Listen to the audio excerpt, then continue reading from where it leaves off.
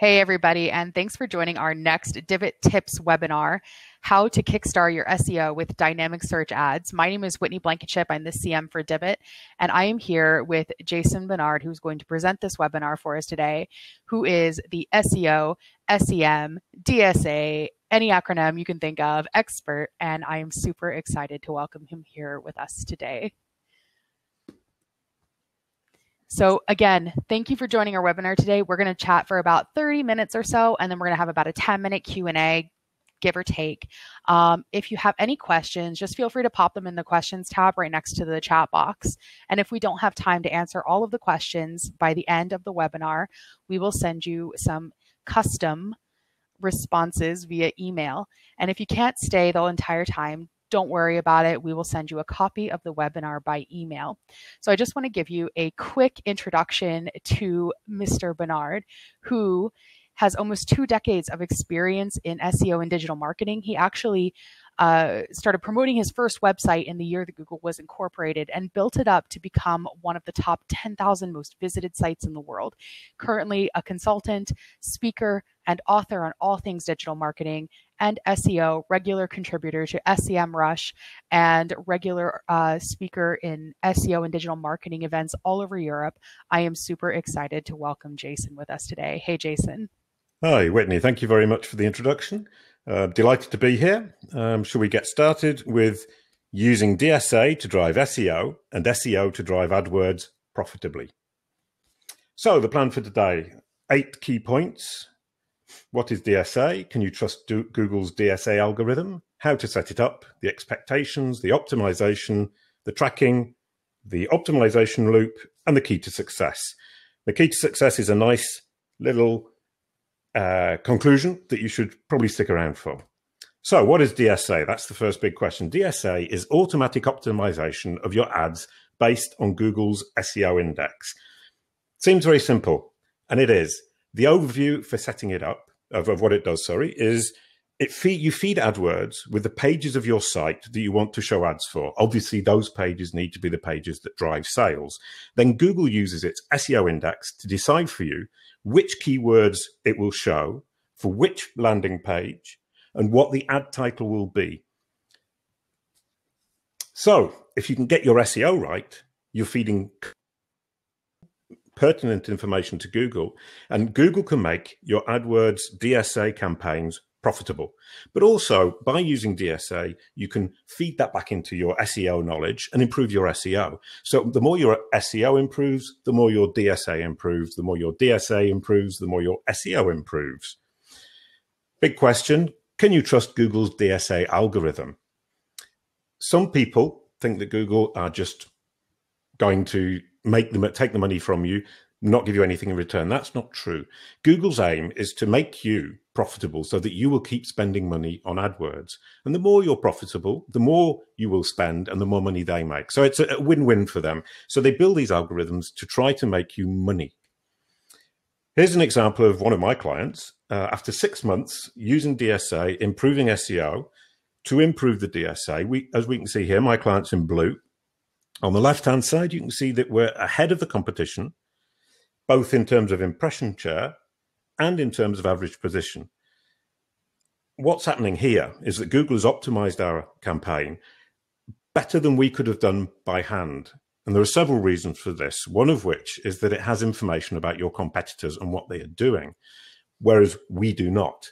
So Google can use that in its algorithm to improve your performance compared to your competitors. Now, if everybody is using DSA, the one with the best site will win. But at the moment, very few sites are using DSA. So in fact, you already have a big advantage. And Google uses that, its knowledge of your competitors, to bring you to the top. Another reason is it also has information about the users, especially users who are logged in to their Google accounts. So it can actually use demographic information, for example, or search history to help optimize information that you do not have. On the right-hand side, we can see the devices, and we can see that the cost, the clicks, and the conversions are very evenly balanced. When you're doing a manual campaign, that's very difficult to do. And in terms of DSA, what it will do is actually balance that for you. So you don't even need to worry about whether you're bidding on mobile phones or computers or tablets. Google looks after that for you. And here's an overall view. Very logical, very even, very profitable. As you can see, the three different platforms, devices, clicks, cost per click, and cost per conversion are very logical and very profitable. In this particular example, the market CPA, cost per acquisition, is about 14 euros. This client asked for 8, and we're now getting 5. So DSA tends to perform very, very, very well as long as your site is well optimized for SEO. So how do we set it up? Obviously, all sounds really wonderful. Setting it up, very practical. First of all, we give it a page feed. We give it the pages that drive sales. We don't give it the whole site. If you give it the whole site, it will waste money for you. For example, a blog typically doesn't drive sales, so there's no point in showing ads for them. So you've got to be careful to make sure that you give it the pages and only the pages that you want it to use that drive your sales. I usually use Google Sheets. I find that easy, but you can do all sorts of different ways for building a feed. You can get your technician to look into that. But Google Sheets, you don't need technical knowledge to set it up. Then you set your bidding strategy. Now, never set a bidding strategy that is not CPA or ROAS. ROAS, return on ad spend. CPA, cost per acquisition. If Google is to optimize your site to be profitable, your ads to be profitable, it needs to know how much you're making on each sale. It needs to know when you've made the sale, how much that is worth to you, so that it can then calculate. It basically calculates backwards. It calculates the probability of a profitable sale for you for any given impression of an ad. So if you have that information, the whole acquisition part of it, it can calculate that for you, and it will do it incredibly well.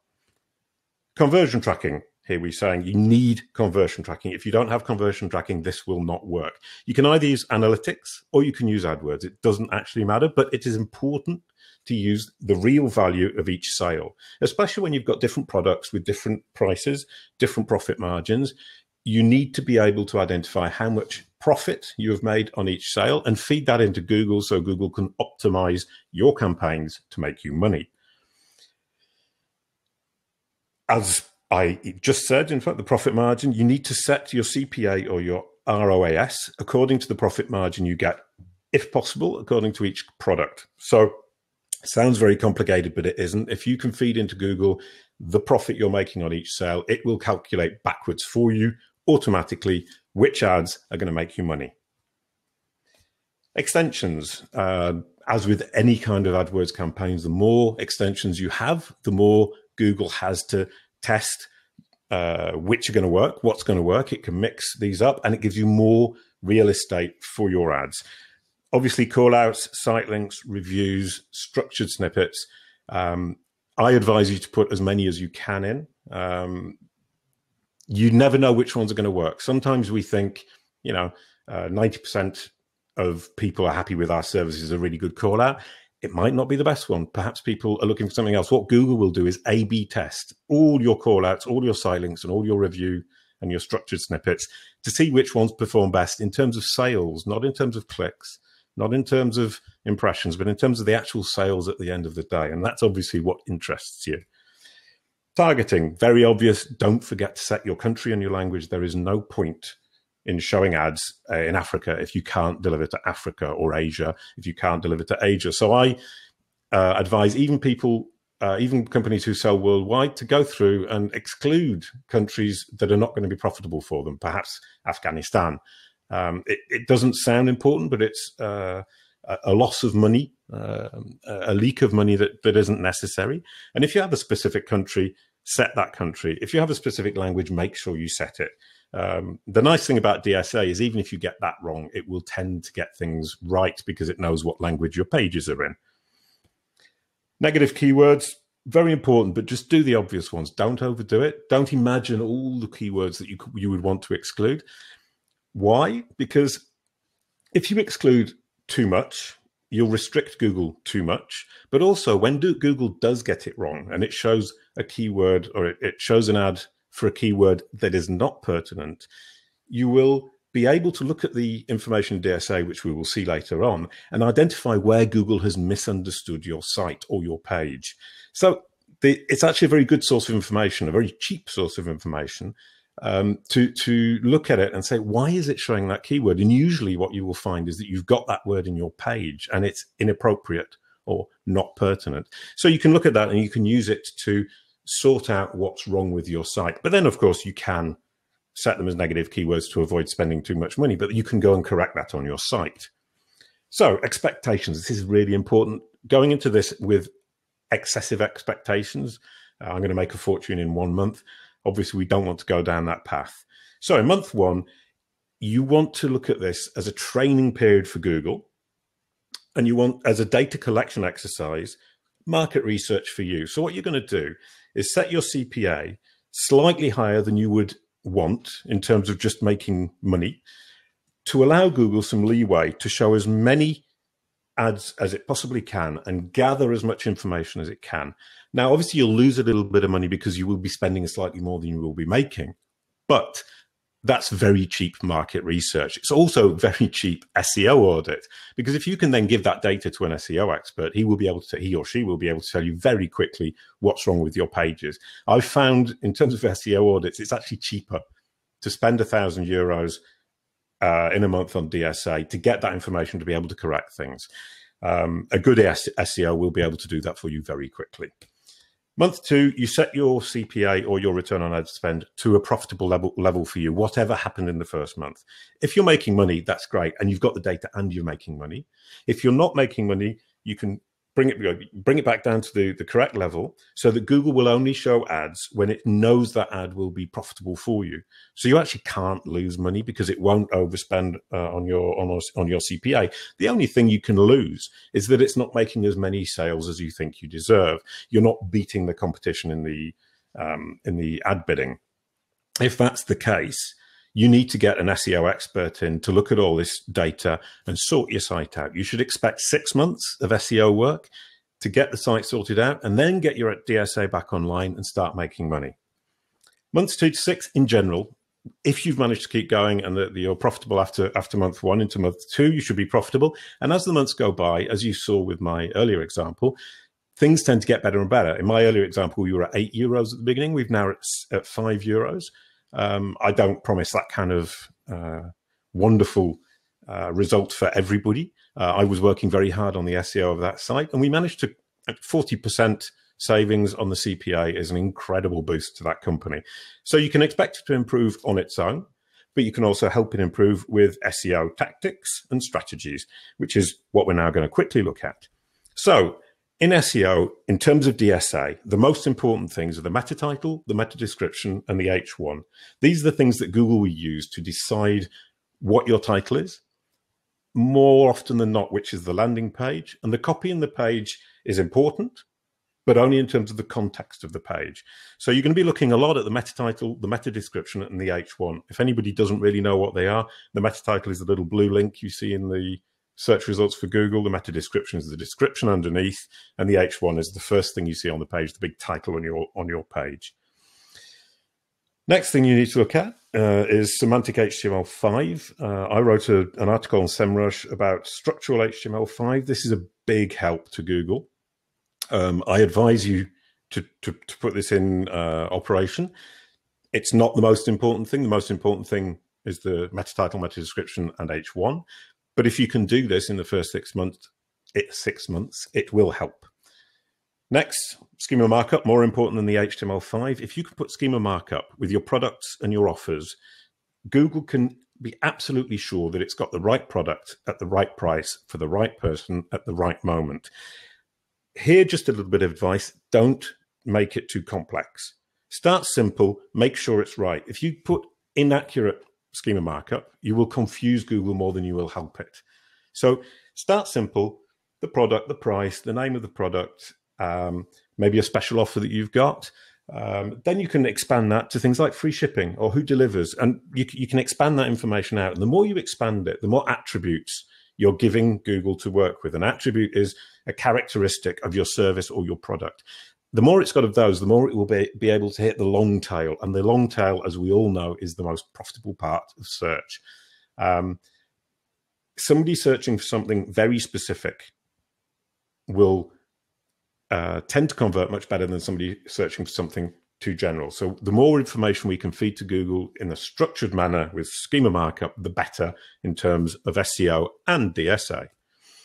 Next, user experience. Google now measures bounce rate, pogo sticking, which is when somebody comes to your site, goes back to the search results, then goes to somebody else's site. The worst case scenario is they buy on the other site. Dwell time, the time people spend on your site, the number of pages, also search history. So we want to make sure that the user experience is as good as it possibly can be. Now, this is the competitive advantage. If your site is better than your competitors, it gives a better service to the clients that you get. It resolves their problem, because when somebody's searching, they're actually trying to find the solution to a problem or an answer to a question. And if you can do that better than your competition, Google will send them to you, be it SEO or AdWords DSA. Google will want to send their users to you because Google is confident that you are the best solution to their problem. And that comes a great deal. Once we've got the meta titles, meta descriptions, keywords, landing pages sorted out, that's what makes the big difference. That's your competitive advantage. And everything in AdWords, very important to remember, is relative. If you're in a market with lots of very second-rate competitors, it will be relatively easy. If you've got great competitors and they're really working hard, you need to work twice as hard. Tracking and measurement. I just use this. Very simple. I look at AdWords. AdWords shows me the cost per conversion, the cost, the average position, and the search impression share. That's the front end. That's Google telling me how good a job it's doing. And it does do a very good job. Now, Whitney's going to tell you about what Divot can do for your back end. Thanks so much, Jason. So as Jason mentioned, it's really important to keep up with the front end in AdWords, but especially when we're working with an e-commerce store, it's really important to keep track of what you're doing in the back end. And if you look at your cost connectors in your Divot app, what you can actually look at is you can actually see how many, I'll get there, guys, don't worry. You can actually check out your cost per visit or your cost per order. You can track the rate of change over a previous time period, and you can toggle your cost per visit, your change, and your percentage of change. And it's really important to kind of see how your DSA ads are really stacking up against your other channels as well. And if we just kind of pop to the next slide in just a sec, you can actually also check this with your Analytics Explorer in the Analytics tab of your Divot app. Now, if you've been in a webinar with me before, you've definitely seen an example like this. This is when we're creating a marketing cost report, because we definitely want to keep track of how much we're spending in our marketing channels. And for you to set this up in a really good way for your dynamic search ads, you want to include visits, because we want to keep the perspective of how many people we're bringing in from this channel. We want to look at order count is to see how many orders we're actually getting from this channel. We want to take a look at revenue and marketing cost. I like to put them side by side so they're easy to find, easy to suss out, and easy to analyze. Cost per visit. You can look at cost per visit if you want, but unless you have a 100% conversion rate, cost per order is actually going to give you a lot more information to work with. Same thing with customer acquisition cost and marketing ROI. Now, the top three metrics that we're really going to focus on are our revenue, our marketing cost, and our ROI. Now, you can mix and match these metrics however you like, but these are really the top three that we're going to look at. It's really important to track how your campaigns are performing for your store, and also to track them and compare them against your other channels. And what you can do is just next to the Google, as you can see on the channel section of your marketing report, you can actually check that little blue box and filter only Google channels. This way you can compare against your organic campaigns, which will give you an indication of whether or not it might be the SEO that's kind of messing up here. And you can also check these against your retargeting campaigns and your AdWord campaigns. So ultimately, when you're looking at campaigns like this, and when you're thinking about how much you're spending in your marketing budget, you're really going to look at your marketing cost and your customer acquisition cost. But the real question is, what is the right number? What should I aspire to in getting a good customer acquisition cost, getting a good marketing cost, and getting a good ROI? And the answer for CAC and marketing cost is it's always lower. You can always do better, and there are always places where you can optimize. Your ROI can always be better. 687% is fantastic, but it can always be better. It could always be 700%. So ultimately, you're going to decide what you feel comfortable paying and what you feel comfortable earning and what ROI satisfies you. But what's really cool is that once you actually get these campaigns optimized and get your SEO optimized, you're going to see optimization across all of your channels indiscriminately. And I'm really excited because Jason is actually going to talk to us a little bit more about this sort of symbiotic relationship that we have between SEO and DSA. Yeah, great. So we've got our campaign set up. They're starting to make a little bit of money. David is reporting to you that you're doing a good old job, but you want to push that return on investment higher and higher and higher. So what do we do in terms of optimizing SEO to help us optimize the DSA? First of all, every week I look at this report in the DSA, which basically lists the keywords that Google is showing our ads for, the headline it's using, the landing page it's using, and then the figures for clicks and also a cost per acquisition on the front end. Now I've put a little red square around the download button. I'll download this, put it into Google Sheets so I can sort it in any way I want. I group it by page, and then I look at the keywords and the titles, the headlines, and I look to see, is the keyword relevant or not? Is the headline any good? And then I start to look at how I can correct it. So I do that page by page. There are 4 things that we need to perfect, that we can make better. And all of these things will improve your ROI on your DSA campaigns, but they will also improve your SEO. So you're winning on both fronts. Number 1, if Google is showing bad titles, bad headlines, remember that you wrote them. Google doesn't make anything up. It doesn't invent new text. It goes onto your site and it uses your text. So first thing it will look at is your meta title, your meta description, and your H1. It tends to look also in the content of the page a little bit, but for the moment, that's likely to be your biggest problem. So if it's showing a bad headline, go in there and write a good one. Give it the material, give it the words that it can actually present these great headlines that are going to attract your visitors. Second of all, if it's making the wrong landing page choices, if it's showing an inappropriate page for a particular search, you've got the same problem again. You've got the same solution again, is that you need to change your titles, your descriptions, your H1s to make sure that the page is clear. What I find here a lot of the time is that there are too many pages with very similar titles and descriptions. So it's not clear to Google what the difference is.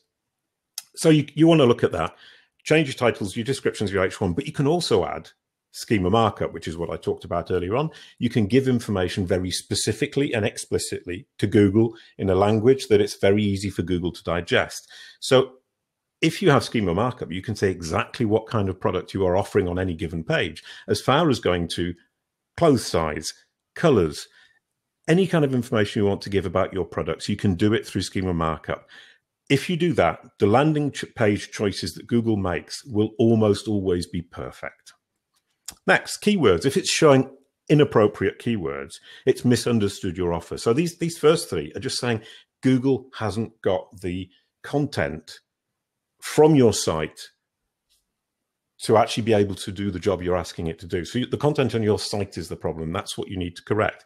So if it's showing an inappropriate keyword, if it's showing your ads for an inappropriate keyword, ask yourself why. Look at your page. What have you got in your page that's making it misunderstand, and correct it? Because if it's got that problem in DSA, it also has that problem in SEO. And there's no point in ranking in SEO for a term that you cannot help the user with. If they have a problem and you can't solve it, there is no point in appearing. And the last one, this is the big one long term, because once you've sorted out your site and the pages and the headlines, the titles, the descriptions, the H1s, and your schema markup, what's going to make the difference? And that's user experience. You need a super fast site, super design, great copy, clear call to action, and a wonderful sales funnel. If you can do all that, you will be more and more profitable the more you can improve all of these aspects. And as I said earlier on, that is your advantage over your competition, not just in DSA, but in SEO. And in fact, all the other channels that you're using, people coming to your site with a better experience will buy more. So we have this wonderful optimization loop, SEO to DSA, DSA helping SEO, helping DSA.